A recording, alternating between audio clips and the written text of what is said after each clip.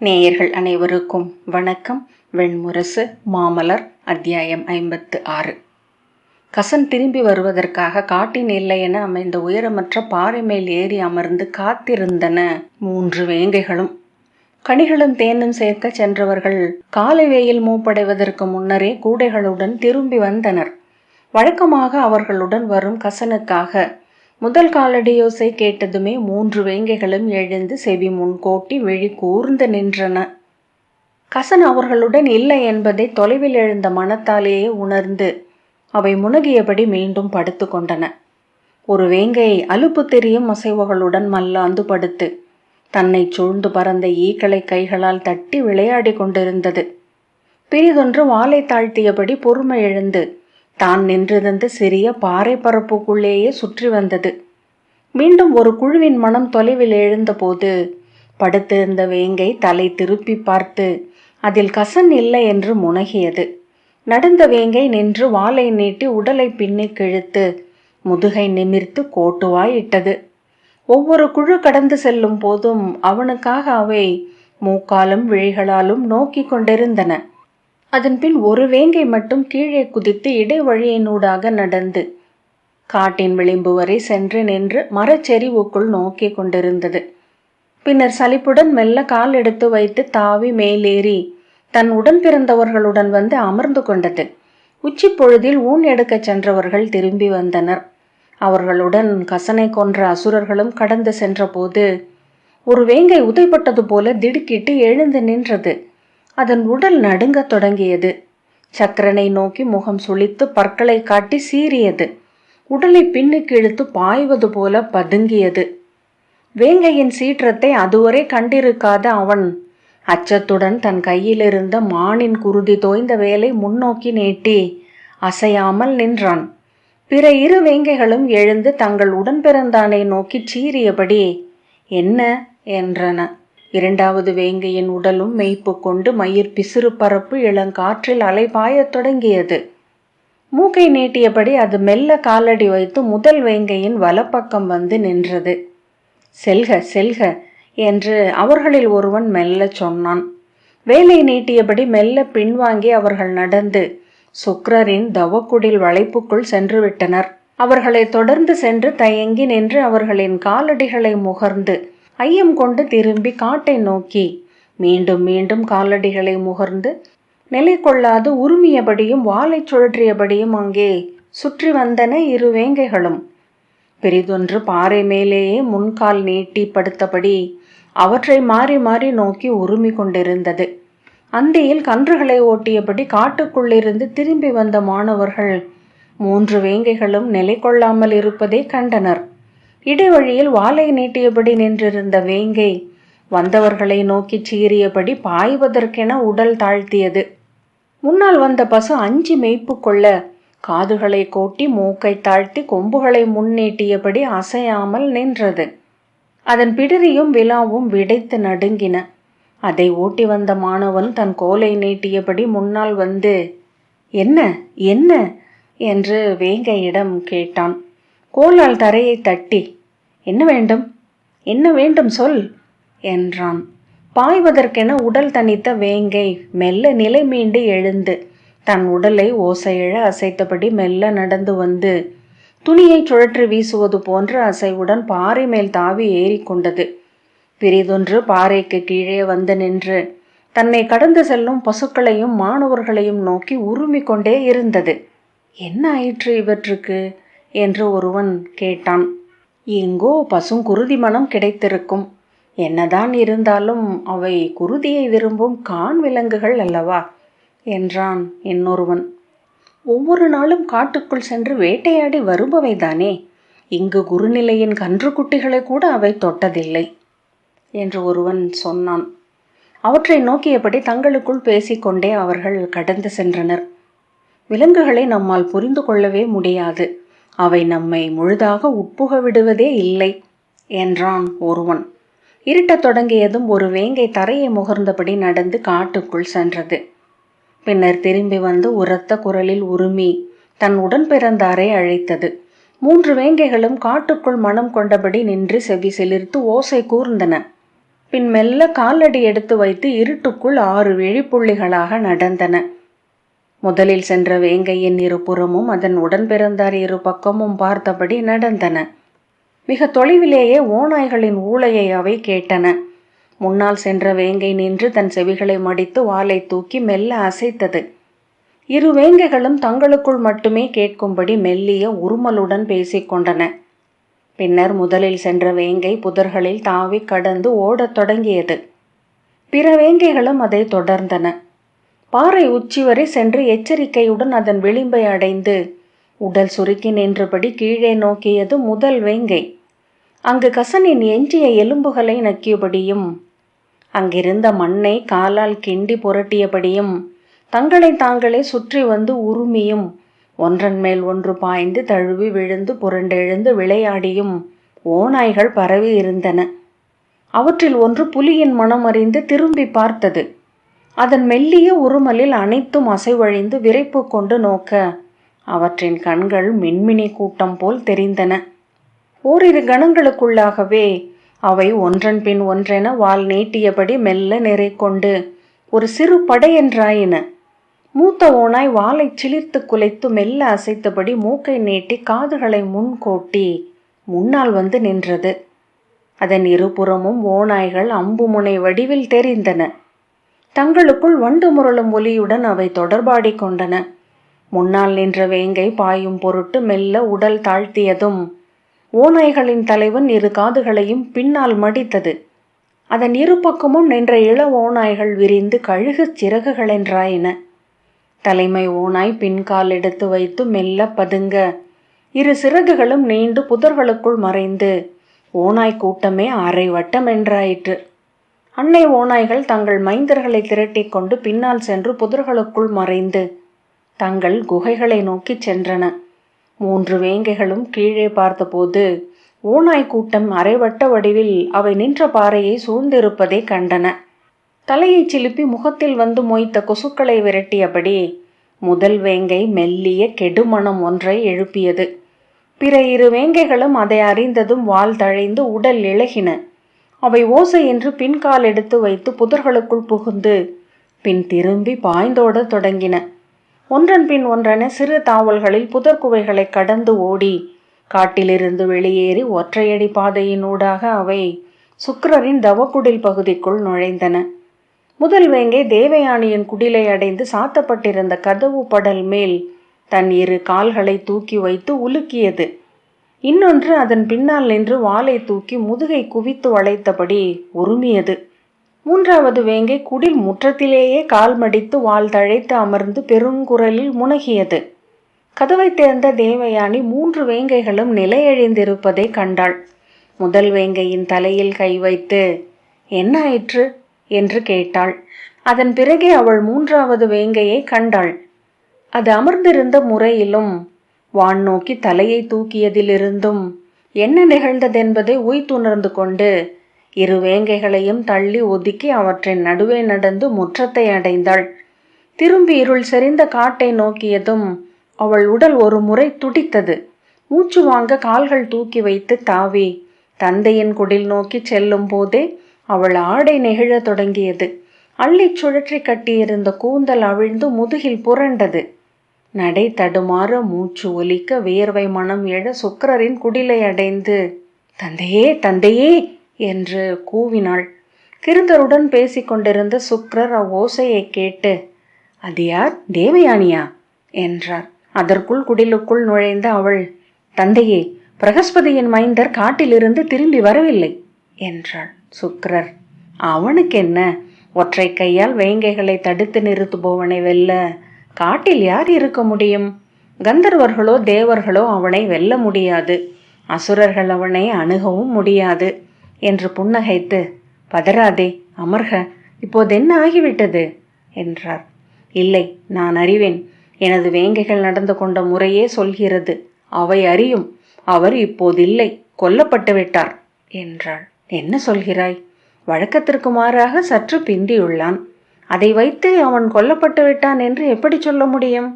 அசுர நாட்டில் சுக்கிரரின் முதல் மாணவனை கொல்லும் துணிவு எவருக்குள்ளது என்றார். இல்லை, நான் அறிவேன். அவர் கொல்லப்பட்டு விட்டார். என்றபோது அவள் கண்கள் நிறைந்து கன்னங்களில் நீர் ஒழுகத் தொடங்கியது. தரையில் முழந்தாளிட்டு அமர்ந்து தந்தையின் கால்களை பற்றி கொண்டு, அவரை திரும்ப அழைத்து வாருங்கள், திரும்ப அழைத்து வாருங்கள் தந்தையே, அவர் கொல்லப்பட்டு விட்டார். சுக்கிரர், திரும்ப அழைத்து விடலாம் மகளே, அது மிக எளிய செயல் என்றார்.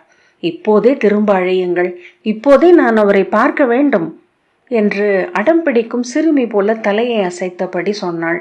இப்போதே இப்போதே வேண்டும் என்றாள். நன்று, அமர்க என்ற பின் கிருதரை பார்த்து, இவளை இப்படி நான் பார்த்ததே இல்லை, இவள் வடிவில் பிரிதொரு இளமகள் வந்துள்ளாள் என்றே தோன்றுகிறது என்றார். கிருதர் தேவயானியை பார்த்த பின், இப்போது கசனின் மனைவியாக இங்கு வந்துள்ளார். மனைவியர் அனைவரும் ஒரே வகையான அச்சமும் ஐயமும் அமைதியும் கொண்டு விடுகிறார்கள் என்றார். வாய்விட்டு நகைத்து, ஆம், அதைத்தான் நானும் எண்ணினேன் என்றார் சுக்கிரர். அஞ்சாதே, அவன் உயிரோடு இருக்கிறானா என்று பார்க்கிறேன் என்ற பின் அருகிருந்த அகல் சுடரை தன் அருகே தள்ளி வைக்கும்படி கிருதரிடம் கை காட்டினார். கிருதர் சுடரை நீக்கி அவர் அருகே வைத்ததும் கசன் பெயரை சொன்னபடி கையை அச்சுடர் நோக்கி நீட்ட ஊதி அணைக்கப்பட்டது போல் சுடர் அணைந்தது. சுக்கிரர் முகம் மாறி, ஆம், உனது வேங்கைகள் பிழை செய்யவில்லை, அவன் இப்போது இல்லை என்றார். அவள் அறியாது அலறிவிட்டாள். இரு, அவன் உயிர் மூச்சு வெளியில்தான் உள்ளது, எளிதில் அதை மீட்க முடியும், நீ அஞ்ச வேண்டியதில்லை என்றார். கிருதர், அவன் உடல் அழிக்கப்பட்டிருக்க கூடும் என்றார். அவ்வுடலில் ஒரு சிறு துளி எஞ்சி இருந்தாலே போதும், மீட்டு கொண்டு வந்து விட முடியும் என்றபடி தன் இரு கைகளையும் மீன் வடிவில் கோத்து தலை குனிந்து சஞ்சீவினியை மும்முறை சொல்லி, பிரகஸ்பதியின் மைந்தனே, உயிர் மீழ்க, எஞ்சிய உடல் திரட்டி எழுக, மீண்டும் உன் விருப்பத்துக்குரிய உடலை வந்தணைக என்றார். அவர் உடல் நடுங்கிக் கொண்டிருந்தது. பின்னர் தோள்கள் துவள விழி திறந்து, அது நிகழ்ந்து விட்டது, அவன் இப்போது திரும்பி வருவான் என்றார். என்ன ஆயிற்று? காட்டு விலங்குகளா என்று கன்னங்களின் ஈரத்தில் விளக்கொளி செந்தீற்றல் என படர்ந்திருக்க தேவயானி கேட்டாள். சொல்லுங்கள் தந்தையே, அவரை எவரேனும் தாக்கினார்களா? சுக்கிரர், அறியேன், ஆனால் நிழலுருக்கள் என நான் கண்டது ஓநாய்களை, அவனை ஓநாய்கள் உண்டுவிட்டிருக்கின்றன என்றார். ஐயோ என்று தன் வாயை பொத்தினாள் தேவயானி. அஞ்சாதே, ஓநாய்களின் வயிற்றை கிழித்து அவன் வெளிவந்திருக்கிறான், இன்னமும் செரிக்காத ஊன் போதும் அவன் தன் உடல் மீட்க என்றார் சுக்கிரர். அவள் மெல்ல தளர்ந்து தரையில் அமர்ந்து குனிந்து முகத்தை கைகளால் பொத்தி கொண்டாள். வந்து விடுவான் தேவி என்றார் கிருதர். முன்போலவே அவர் வந்துவிட வேண்டும், தெய்வங்களே, மூதன்னையரே, வந்துவிட வேண்டும் என்றாள் அவள். அவளை நோக்கி இருந்தபோது சுக்கிரர் முன்பறியாத பெரும் கனி ஒன்றை அடைந்தார். பேரரசியின் நிமிர்வுடன் அவள் தோன்றும் போது அவள் அடி நோக்கி மண்டியிட்டு வழிபட்ட உள்ளம் அப்போது இளமகளென அவளை அள்ளி மடியிலிட்டு தலை கோதியது. இவள் இப்படி என் முன் வந்தமர்தலும் நன்றே, தந்தையென பிரிதொரு வடிவம் கொள்கிறேன் என்று அவர் எண்ணிக்கொண்டார். வெளியே வேங்கைகளின் உருமலோசை கேட்டதும் அவள் பதறி எழுந்து, வந்துவிட்டார் என்று கூவினாள். திரும்பி வந்துவிட்டார் தந்தையே, வந்துவிட்டார், வந்துவிட்டார், அவை அவரை நோக்கி ஓடுகின்றன என்றபடி கதவை நோக்கி ஓடி வெளியே எட்டி பார்த்தாள். அங்கே காட்டு எல்லையில் வேங்கைகள் பாய்ந்து செல்லும் அசைவு தெரிய, அவர் வந்துவிட்டார், வேங்கைகள் அவரை அணுகிவிட்டன என்றபடி திரும்பி அவரை நோக்கி ஓடி வந்து அவர் காலை தொட்டு சென்னி சூடிய பின் இரு கைகளாலும் குழலை அள்ளிச் சுருட்டி கட்டியபடி தோளிலிருந்து நெகிழ்ந்த ஆடையை இழுத்து இடையில் செருகி முற்றத்தில் பாய்ந்து இருளில் ஓடி மறைந்தாள். கிருதர், இந்த மாற்றம் ஒவ்வொரு பெண்ணிலும் நிகழ்வதனால் இதில் இருக்கும் மாபெரும் விந்தையை நாம் அறிவதே இல்லை. கண்ணி என விடுதலையை, கட்டின்மையை, ஆணவத்தை, பெருவிழைவை அணி சூடியிருக்கிறார்கள். அவை அனைத்தையும் கழற்றி வீசி வெறும் மனைவி என்றாகிறார்கள் என்றார். சுக்கிரர் சிரித்தபடி, வெறும் அன்னை என்று ஆவதற்கான ஒரு பயிற்சி அது என்றார். கிருதர் புன்னகைத்து ஆம் என்றார். வெளியே ஓசைகள் கேட்டபோது சுக்கிரரும் கிருதரும் எழுந்து சென்று நோக்கினார்கள். பிறை நிலவின் வெளிச்சத்தில் 3 வேங்கைகளும் துள்ளி குதித்து தரையில் விழுந்து புரண்டு எழுந்து வால் சுழற்றி முனகி நடனமாடி சூழ்ந்து வர தேவயானியும் கசனும் நடந்து வந்தனர். அவள் அவன் வலக்கையை எடுத்து தோளிலிட்டு சுழற்றி இடையில் வைத்து கைகளால் பற்றி இருந்தாள். தலையை அவன் மார்பில் சாய்த்து கால்கள் பின்ன நடந்து வந்தாள். அழுது கொண்டிருக்கிறாள் என்று தோன்றியது. அவன் குனிந்து அவள் காதில் மெல்ல ஏதோ சொல்லிக் கொண்டிருந்தான். ஓரிடத்தில் கால் தடுமாறி அவள் விழப்போக இடையை நன்கு பற்றி தூக்கி நெஞ்சோடு அணைத்து நின்றான். அவிழ்ந்த தோளில் விழுந்து கிடந்த குழலை இரு கைகளாலும் ஒதுக்கி காதுகளுக்கு பின் வைத்து சீரமைத்தான். அக்கற்றைகளை வலக்கையால் பற்றி மெல்ல இழுத்து அவள் முகத்தை நோக்கி குனிந்து கண்களுக்குள் பார்த்து ஏதோ சொன்னான். 2 வேங்கைகளும் காலை அவன் மேல் வைத்து அவர்களின் முகத்தருகே தங்கள் முகத்தை கொண்டு வந்து முனகி வால் சுழற்றின. பிரிதொன்று முன்னால் ஓடி வந்து அதே விரைவில் அவர்களை நோக்கி கடந்து சென்று மீண்டும் வந்தது. கிருதர் உடனே அவர்களுக்கு மனம் முடித்து வைப்பது நன்று என்றார். இப்போது இருவருமே நடிப்புகளை விட்டுவிட்டார்கள் என்று சிரித்தார். கசன் இறந்ததும் சுக்கிரரின் ஊழ்க நுண் சொல்லால் மீண்டதும் மறுநாள் குருநிலை முழுக்க பரவியது. முனிவர்களும் பெண்களும் இளையோரும் அவனை தேடி வந்து அவன் கைகளை பற்றி நெஞ்சில் வைத்தும் தோள்களை கைகளால் தழுவியும் தலையில் கை வைத்து வாழ்த்தியும் தங்கள் உவகையையும் உள நிறைவையும் தெரிவித்தனர். இளம் பெண்கள் கூட தாங்கள் உருவாக்கி வைத்திருந்த எல்லைகளை கடந்து அவனை அணுகி அவன் கைகளை பற்றி கண்ணீர் விட்டனர். என்ன நிகழ்ந்ததே என்று கேட்பவர்களுக்கு சொல்ல அவனிடம் எந்த நினைவும் இருக்கவில்லை. அவனை தாக்கிய சக்கரனும் பிறரும் காலையில் அவன் மீண்டு வந்திருப்பதை அறிந்ததுமே இயல்பாக செல்பவர்கள் போல காட்டுக்குள் சென்று மறைந்து விட்டனர். அங்கிருந்து அப்படியே ஹிரண்யபுரிக்கு சென்று விடுவதற்கு காட்டிற்குள் அமர்ந்து திட்டமிட்டனர். ஆனால் உச்சி பொழுதுக்குள் குடில்களில் இருந்து தேன் சேர்க்க வந்தவர்கள் பேசியதிலிருந்து என்ன நிகழ்ந்ததென்பது எவருக்கும் தெரியவில்லை என்பதை புரிந்து கொண்டனர். அவன் எவ்வாறு இறந்தான், எப்படி ஓநாய்களிடம் சிக்கிக் கொண்டான் என்பதை கசனால் நினைவிலிருந்து எடுக்க முடியவில்லை என்பதை அறிந்ததும் அவர்கள் ஆறுதல் அடைந்தனர். தேனும் கிழங்குகளும் சேர்த்து கொண்டு பின்னுச்சி பொழுதில் இயல்பான முகங்களுடன் சுக்கிரரின் குருநிலைக்கு வந்தனர். அங்கு தேவயானியின் குடிலில் கசன் அமர்ந்திருக்க அவனை சூழ்ந்து முனிவர்களும் இளைஞர்களும் அமர்ந்து சிரித்து சொல்லாடி கொண்டிருப்பதை கண்டனர். அனைத்து உள்ளத்தடைகளையும் உதறி தேவயானி எப்போதும் கசன் அருகிலேயே இருந்தாள்.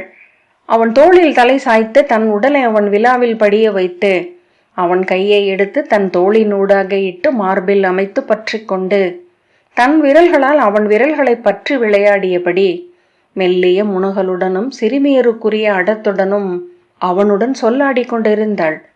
அவனிடம் அவள் தந்தையிடம் பேசும் குழவி போல குழைந்த மறுகணமே இளமைந்தனிடம் அதட்டும் அன்னை என ஆனாள். அவள் கொண்ட நிமிர்வும் சினமும் ஆணையிடும் குரலும் அளவெடுக்கும் நோக்கும் முழுமையாகவே மறைந்துவிட்டிருந்தன. அங்கிருந்தவர்கள் அதை இயல்பாக ஏற்றுக்கொண்டிருந்தனர். அவர்கள் அனைவரும் நன்கறிந்த தேவயானி அவ்வுடலுக்குள் தன்னை உள்ளிழுத்து கொண்டு பிரிதொன்றாக வெளிவந்து தெரிவதை எந்த திகைப்புமின்றி அவர்கள் அனைவருமே எதிர்கொண்டனர். அந்த மாற்றம் நிகழ்ந்ததை கூட அவர்கள் அறியவில்லை என்பது போல சக்கரன் வாயிலில் சென்று நின்று, என்ன ஆயிற்று, உங்கள் உடல்நிலை நன்றாக உள்ளதா என்றான். கசன், வருக சக்கரரே, என்ன நிகழ்ந்ததென்று நினைவில்லை. நேற்று உங்களுடன் காட்டுக்குள் வந்தேன். பின்னர் என்னை உணர்ந்த போது காட்டுக்குள் சேற்றிலிருந்து உடல் திரட்டி எழுந்தது போல உணர்ந்தேன். நல்ல இருட்டு, நில ஒளியின் நிழல்கள். எங்கிருக்கிறேன் என்றே தெரியவில்லை. எப்படி ஓநாய்களால் தாக்கப்பட்டேன், என்னை சூழ்ந்து இறந்து கிடந்த ஓநாய்களை கொன்றது யார், எதுவுமே தெரியவில்லை என்றான். என்னுடன் தான் நேற்று வந்தீர்கள். தனித்தனியாக பிரிந்து கிழங்கு தேடச் சென்றோம். பின்னர் தங்களை தேடி பார்த்தோம், குரல் கொடுத்தோம், தடம் தேர்ந்து நோக்கினோம், அறியக்கூடவில்லை. இவன்தான் தாங்கள் திரும்பி இருக்க கூடும் என்றான். ஆகவே நாங்கள் திரும்பிவிட்டோம் என்றான் சக்கரன். நன்று, இனி இவர் காட்டுக்கு செல்ல வேண்டியதில்லை. கனி தேர்ந்தும் தேன் தேடியும் இவரால் ஊட்டப்பட்டு எவரும் இங்கு வாழ வேண்டியதில்லை என்று சீற்றத்துடன் தேவயானி சொன்னாள். என்ன இது, நான் இங்கு மாணவன் ஆற்ற வேண்டிய பணிகளை ஆற்றித்தான் ஆக வேண்டும் என்று கசன் சொன்னான். மாணவன் கற்கத்தான் வந்திருக்கிறான், காடு தேறுவதற்கல்ல என்றாள் தேவயானி. அவள் ஏதுமறியாத சிறுமியென உண்மையிலேயே மாறிவிட்டிருந்தாள். தன் உணவையும் உறைவிடத்தையும் தானே உருவாக்க கற்பதுதான் கல்வியின் முதல் படி. அது அளிக்கும் முழு விடுதலையிலிருந்தே பிற அனைத்தையும் கற்க முடியும் என்று கசன் சொன்னான்.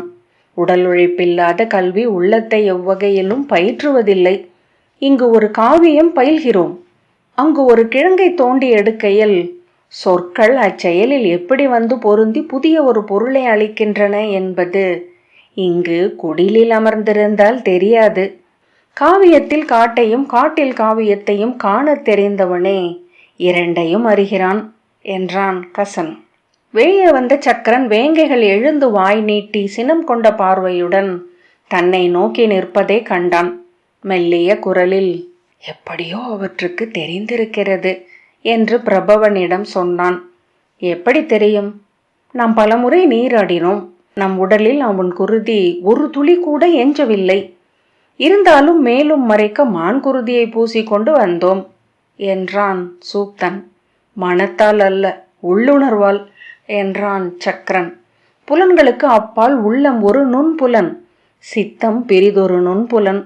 ஆனால் சித்தமும் உள்ளமும் பருவடிவான ஐம்புலன்களின் வழியாகவே செயல்பட முடியும். உள்ளம் உணர்ந்தது ஓர் ஓசையென, நறுமணம் என, தொடு உணர்வென உருமாறி தெரிந்தாக வேண்டும். உள்ளம் உணர்ந்தது ஒரு ஓசையென, நறுமணம் என, தொடு உணர்வென உருமாறி தெரிந்தாக வேண்டும். சித்தம் உணர்ந்தது ஒரு நினைவென, கூற்றென ஆக வேண்டும்.